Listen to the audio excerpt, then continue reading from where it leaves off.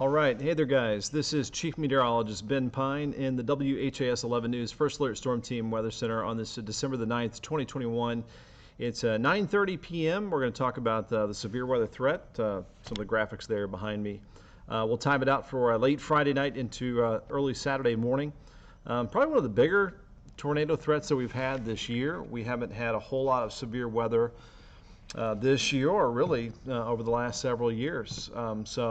We're going to take a look at that. The level of the severe weather threat has increased due to the latest weather model data that we've been looking at. So we're going to take a peek at all of this here in just a moment. Let me make sure everything's working properly. Take a look at a few comments, and then we'll spend a lot of time on Futurecast here in just a moment. Got some stuff to help you get ready for the severe weather threat. And once we get over this big bump in the road, that being the severe weather threat late Friday night into early Saturday, we actually have a very quiet weather pattern on the way, and some 60s returning next week. So a rare December severe weather outbreak potential. It's happened certainly before. Severe weather can happen any month around here. And also it's bad timing because it's going to be during the nighttime when a lot of us are trying to sleep. So a big thing we'll be talking about over the next 24 hours, just having a way to wake up if a warning is issued. So we've got our WHS 11 app with push notifications. You've got your cell phone. Hopefully your alerts are on, your ringer is on, your battery's charged, weather radio programmed for your county, and maybe even the county just out to the west of you, or northwest or southwest. Sometimes that's good to give you an extra heads up as well. And of course we'll be on, if we get any warnings, the whole storm team is going to be here late tomorrow night through early Saturday.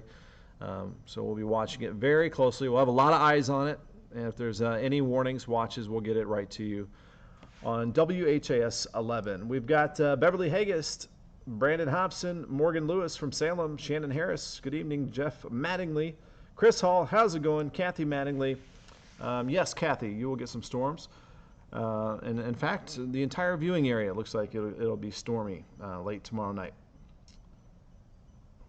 Or should I just say early Saturday? It's going to be early Saturday morning. Lynn Jansen, Merry Christmas to you. We've got Deanne Clute and David Fent from Frankfurt. Oops. I'm missing out on a few here. Evelyn Louise from Louisville, 60 degrees tonight. Thank you for liking or sharing tonight's Facebook Live. Debbie Cheatham, Lisa Elker, Ashley Underwood.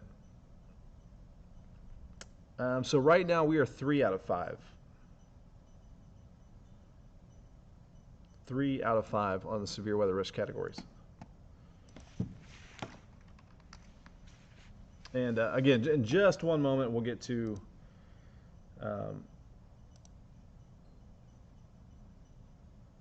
we are going to get to Futurecast here. It's hard to think and press buttons at the same time. That's why I paused right there. So yeah, Ashley, that's 3 out of 5. What time is it supposed to start? After midnight? Probably like at 2 a.m. to, looks like 8 a.m. kind of thing. Roger Warford from Valley Station, thanks for watching here tonight. Peter Kerpenstein, sorry if I messed that up. From Anchorage, April Wright, Donna White, you're welcome. Edward Jewell, watching from Okolona. Mikey Lanehart from Salem. Thank you guys all for tuning in. All right, let's take a look here. So this is the map from the Storm Prediction Center. Their big job is to look across the United States to see where severe weather might happen. And there you can see we've got level 2 and level 3 out of the 5 severe weather risk categories. So what could be the impacts? Heavy rain, maybe some isolated flooding, damaging wind gusts from a squall line of storms, and then some embedded tornadoes will be possible. So kind of breaking down those threats a little bit more. It looks like damaging wind, the highest threat. We'll go moderate threat for tornado, hail, and flooding. And since it's a nighttime event, just a few more things to think about. Stay up to date on that forecast. Have a way to wake up if a warning is issued. Cell phone charge, ringer and alerts are on. Weather radio recommended with fresh batteries. Designated safe place. First aid kit, blankets, pillows to cover up with. Always a good idea. Best to be well prepared than not. If a watch is issued, just a reminder, that means the ingredients are there for severe weather to happen over the next 1, 2, 3 hours. So be prepared. Warning is issued when severe weather is imminent or happening, usually in the next 15 minutes or a half hour. So take shelter immediately and take action. And where's the best place to go? As we know, as far away from the doors and windows as you can go. Interior hallway, closet, bathroom. And if you live in a mobile home, you might want to think about a sturdier shelter to plan ahead. The best place is in the basement. All right, so just some light rain showers, kind of sprinkly overnight, and it'll stay cloudy and mild. Temperatures are going to reach well into the 60s tomorrow. It's really not going to be a bad day through a lot of the daytime, very comfortable out there. And then we're going to see things ramp up as we get closer to midnight. There you can see it just out to the west. That's around 12:30 a.m. on your Saturday. All right, we'll go a little bit deeper into the evening. There could be a couple waves, a couple lines of severe weather. That's 3 a.m. with our latest weather model. Look at that warmth that's feeding the thunderstorms in the upper 60s and lower 70s during the overnight hours. That's when it's going to be the warmest. Surge of warm air from the south. And then we're up to 6 a.m. Pretty well-organized line there. You might hear us talk about bow echoes, which cause damaging straight-line winds, and then things begin to wind down around 8, 9 o'clock. And then we're back to just some dry, chilly, and breezy weather. Now, outside of any of the thunderstorms, I think we're going to see some wind gusts around 30 to 40 miles per hour. So you might want to put away any outdoor decorations that might blow away. We're going to have some things blowing around, thunderstorm or not. Today, 64. That was 15 degrees above the normal high of 49. Good warm-up today after a low of 30 degrees. So it was a 34-degree warm-up. 6 off the record of 77, way back in the day in 1897. Right now, still mild, upper 50s to around 60. And there's that flow from the south. And temperatures are all in the 50s, except for 60 in Louisville. It is quiet around here, and as we look out to the west, that's where the energy for the storm system is, out over the Rockies, desert southwest, and some of the northern plains. Northern half of the system is getting a lot of snow. And then again, as we look forward in time, there is the system as it begins to move our direction.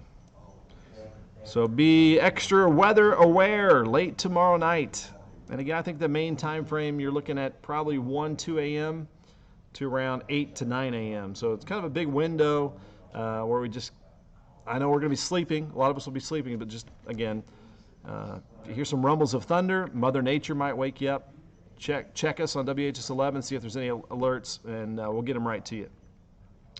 So for tonight, a few light rain showers, low of 52, and then tomorrow is going to be cloudy, some scattered light rain off and on, and then overnight severe weather threat.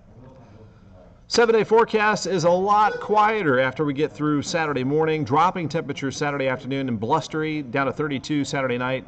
Calmer conditions on Sunday with a high of 54, and milder next week, 60 on Monday, 62 Tuesday, 68 on Wednesday, and then it looks like some rain could return by next Thursday. So we'll dry out nicely, and we've got some nice quiet weather once we do get through, again, tomorrow night's severe weather threat. Jeff Manningly put up the decor 2 days ago, and now taking it down tomorrow. I hear you. I'm going to have to put some things away as well. Yes, Logan. That's what we're talking about. Michael Chumley asking, being somewhat cloudy. Actually, I think it's going to be all cloudy tomorrow. This is not a springtime, summertime thing where you need the sunshine to warm it up. This is all just thanks to air mass change, the big flow from the south. So I'm not concerned at all about sunshine whatsoever. This is not cloud or sunshine deals. There's a lot of wind energy. There's a jet that's going to be right over the top of us, low-level jet, mid-level jet, a lot of wind shear.